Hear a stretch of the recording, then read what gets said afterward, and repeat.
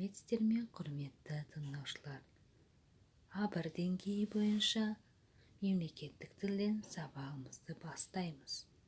Сабақтың лексикалық тақырыбы отбасының тұратын жері, жұмысы. Грамматикалық тақырыбы тәуелдік жалғауы. Отбасы бірлесіп күн көретін, туыстық қатынаста тұратын адамдар тобы. Балалар тәрбиесін жүзеге асырып, басқа да қоғамдық тұрғыдан мәнді қажеттіліктерді қанағаттандыратын некелік немесе туыстық қатынастармен байланысқан адамдар тобы. Тәуелдік жалғау жекеше түрі. Бірінші жақ: менің досым, менің әжем. Екінші жақ: сенің досың, сенің әжең. Екінші жақ: сіздің досыңыз, сіздің әжеңіз. Үшінші жақ: оның досы, оның әжесі. Көпше түрі. Бірінші жақ: біздің кітабымыз. Екінші жақ: сендердің кітаптарың. Құрметті тыңдаушылар, оқылым айдарына кезек келді. Қазақстанның қалалары. Қазақстанда қала мәртебесіне ие 87 елді мекен бар. Республика тұрғындарының 55% қалаларда шоғырланған. Біз отбасымызбен Алматы қаласында тұрамыз. Ата-анам осы қалаға жұмыс барысымен ауысып келді. Біз негізі Тараз қаласының тумасымыз. Алматы әсем әрі әдемі қала. Енді сөйлесім айдары: досымның отбасы. Менің досымның отбасы бақытты. Отбасының тірегі сүйіспеншілік, бірлік және сезім. Отбасы жоқ адам қанатсыз құспен тең. Ал бір-бірін сыйлап, бірін-бірі сүйіспеншілікке бөлеп отырған отбасы бар адамдар өте бақытты жандар. Себебі қандай да бір қиыншылық болған жағдайда отбасының ауызбіршілігі мықты болса, кез келген қиыншылықтан жұмылған жұдырықтай өте шығасың.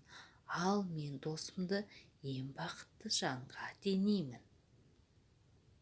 Енді жазылым айдары. Диалог. Азамат, саған Қазақстанның қандай қалалары ұнайды? Маған Қазақстанның барлық қалалары ұнайды. Соның ішінде қайсысы ерекше ұнайды? Соның ішінде әсіресе жаңадан бой көтеріп келе жатқан әсем Нұрсұлтан ұнайды. Барып көрдің бе? Әрине, жаңа жобамен салынған зәулім үйлері, әсем де сәні ғимараттары көздің жауын алады. Құрметті тыңдаушылар, бірінші тапсырма: отбасыңызбен бірге тұратын қала сізге ұнай ма? Осы туралы қысқа жазып өтсеңіздер. Екінші тапсырма: тест тапсырмаларын орындайық. Бірінші: тәуелдік жалғаулы сөзді табыңыз. Екінші: көп нүктенің орнына керекті жалғауды жазыңыз. Үшінші: тәуелдік жалғаулы сөзді табыңыз. Төртінші: көп нүктенің орнына керекті жалғауды жазыңыз.